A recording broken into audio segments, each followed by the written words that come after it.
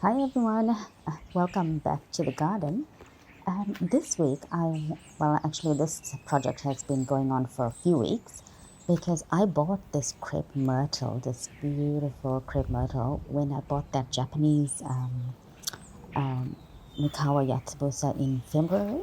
And this crepe myrtle is so pretty. It gets these beautiful purple flowers, and I originally wanted to plant it in the front yard, but then when I got home, I was like, "Oh, this looks too lovely. I want it in the backyard."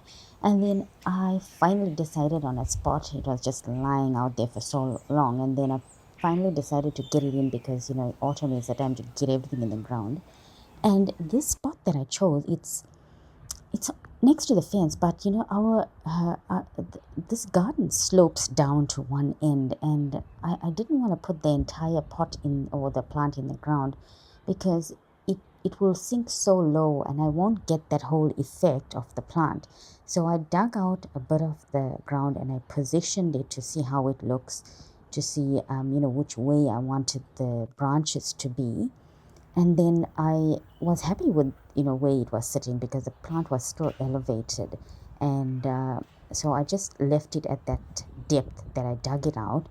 And what I did was I cut open the bottom of the pot, and I know everyone's gonna be like, "What the heck? This is a so ugly pot." But anyway, this way I can still get the height of that plant in that spot, but the roots will be free, and they can get to the ground and get all that nourishment and all that goodness from that soil. And I have done this before, so I know it works because what happens is that even though it's in the pot, the plant behaves like it's in the ground.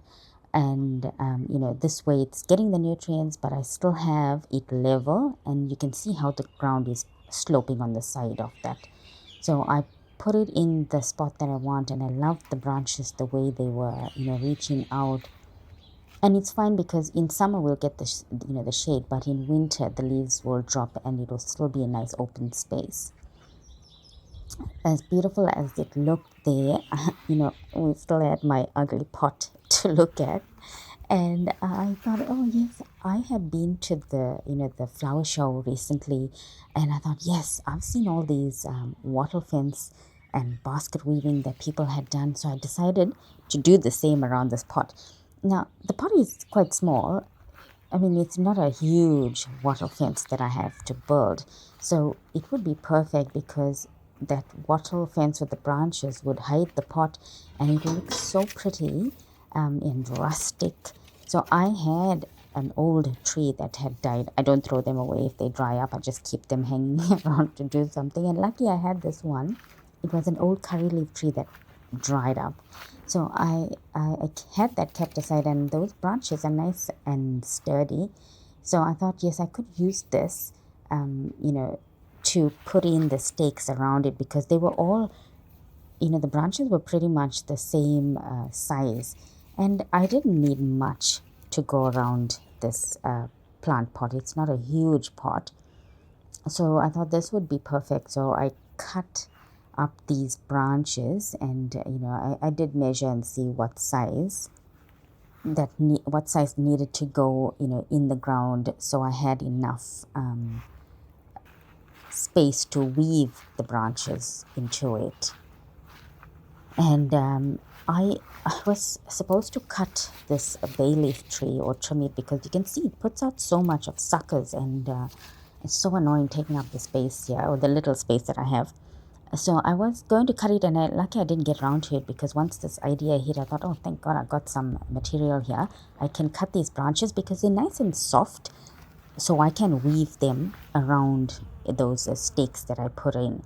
And so I thought I'll cut enough. Those were nice and tall as well. And look at this bee enjoying this bacopa flower that I planted down underneath it. But yeah, so and you would see here I still had the olive tree at that time, and I was going to use those olive branches that I had left on the tree, only the few, because I did trim this earlier as well, and I had one long branch, and I thought, okay, I'll just make use of that. I also contemplated using the pomegranate branches, but they are nice and flexible, but they're not really smooth branches, they have these sort of like little nubs on them that are so rough. So I didn't want that. It was going to be just the bay leaf tree stems and whatever I had of that olive tree. So firstly, I got down to cutting all my sturdy posts from this dry tree so I could get started.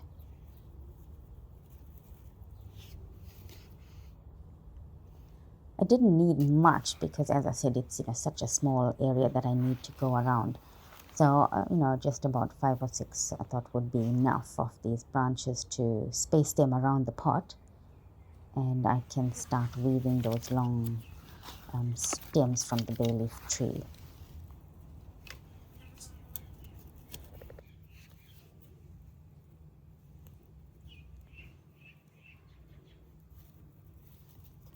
I was happy with how it was turning out, the stems around the pot, and once I cover it up, it will look really good.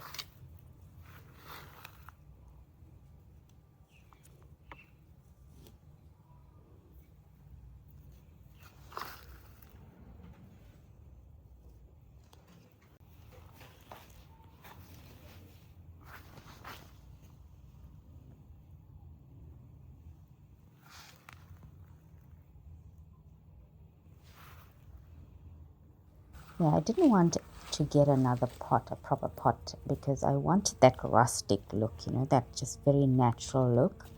And all the bay leaf branches had so much of leaves in there. I can still use them and dry them up. Not that I use so much of the bay leaf leaves from the bay leaf tree because it's just too much. So anyway, I cut it up. They were nice and fresh and healthy leaves, so I could just dry them and use them. And the branches were perfect, nice and pliable. But after I cut it, it looked so little, like, not enough stems, because I've seen these wattle fence and they are, are so nice and tightly packed.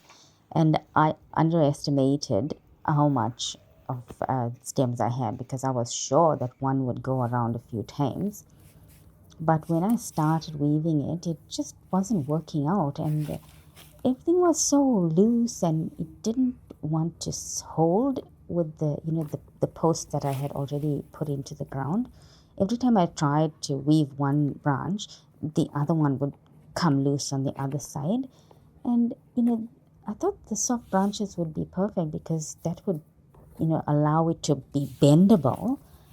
But I clearly underestimated my skills here. It just wasn't working out. And I tried. I really tried. I thought, yes, I'm going to do this. It's going to look so pretty. But no, it did not. It was just annoying the heck out of me because every time I weaved it, and then I discovered the posts that I pushed in, those original stems, they were so weak. I mean, they were moving along with the branches that I was trying to weave along. So I needed those to be sturdier. And these branches that I had for weaving too, they just didn't look good at all. It was like such a weak looking fence. So I had to give up. Yeah, I gave up. It was just not doing it for me. And I thought, I realized actually that I needed stronger posts. So those original sticks that I put in, they weren't doing it. I needed something sturdier, and I needed to properly hammer it into the ground.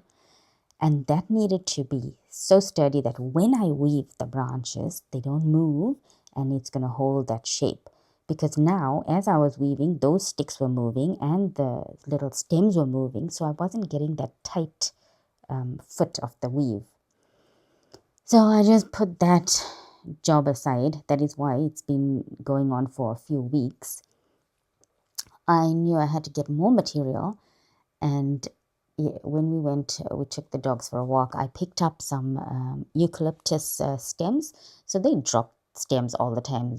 These eucalyptus trees drop their stems. So I picked up a few, and I thought, they were actually much thicker, and I thought that would do the job. So I collected them and brought them home and you can see the grass even started growing around the pot. That's how many weeks this has been going on for, because it rained and then I couldn't go foraging for branches. And I don't have so much of trees around my house, so I have to pick them up from the parks and wherever they fall. So I brought them home and I measured again, and I knew how much I needed to get into the ground. And I must say, as scary as this looks, you can see how I'm cutting this. Looks so scary and unsafe, but I promise I was safe. I didn't nick anything, I didn't get cut or anything.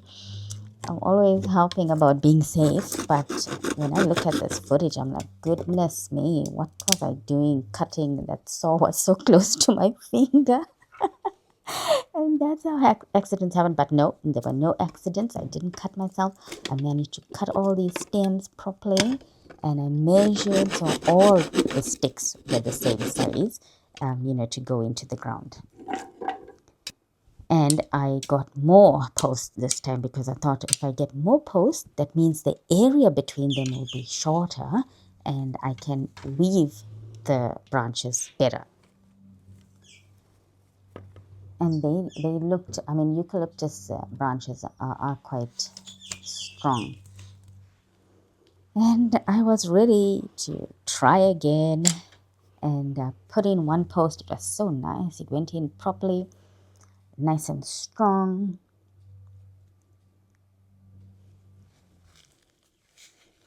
And then I took my second stick and tried to hammer it in, and it broke. And I thought, no, don't tell me this sticks are going to break too. But you can see I was ready. I had my hammer there, and these stems were nice and strong. I was able to hammer it, and I wouldn't have been able to hammer that other dry tree that I had, originally worked with, because they were quite thin. So it was good that I got thicker branches and I put them closer, so that also will be supporting it so it doesn't wobble when I start weaving through them.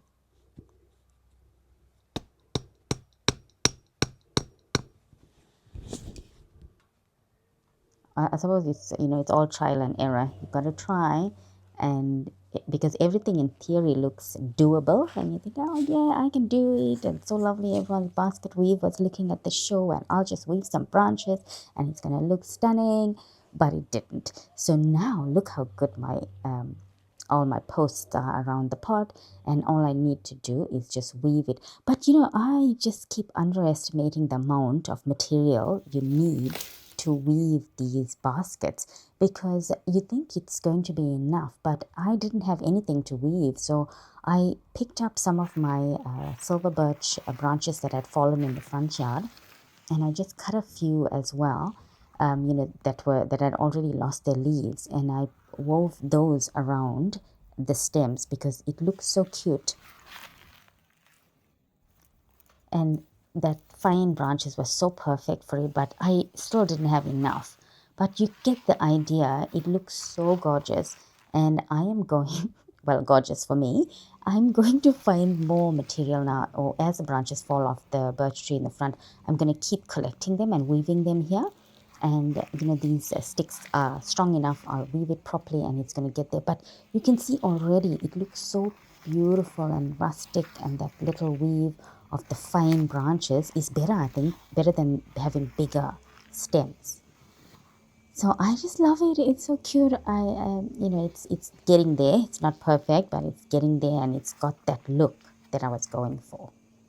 And look, my tree has even started getting its autumn colors and stuff. It's how many weeks it's taken for me to get to complete this.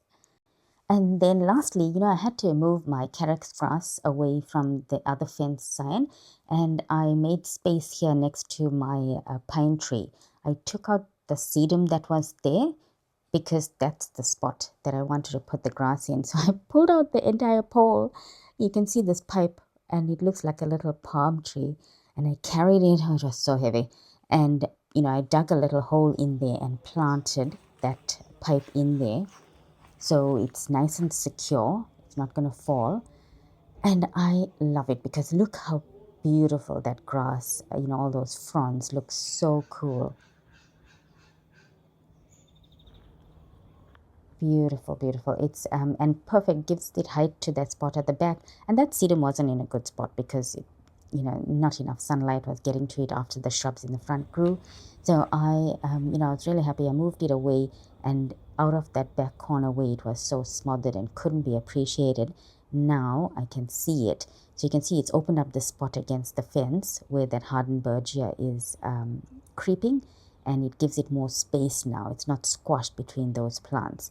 And the hardenbergia, I just put a branch there for it to creep up on as well, so it can do its own thing and get nice and lush.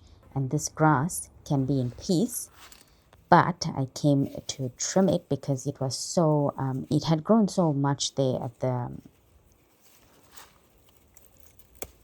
it had grown so much at the fence, and I couldn't see, it had a lot of dried leaves and stuff. So I just gave it a good trim and pulled out all the dried bits. And then I decided to give it a haircut because all the tips were so scraggly, and I thought I'll give it a nice trim, let it grow out. I mean, once it grows new growth, the haircut won't look so stark.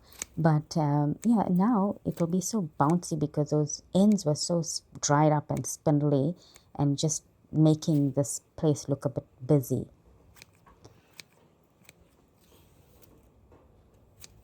It's nothing like a little a haircut to refresh, to give you a new fresh look, isn't it? And same thing with my grass. Look how lovely it is, so pretty and shiny and bright, catching the light here with all its fresh haircut and fresh leaves, so straight.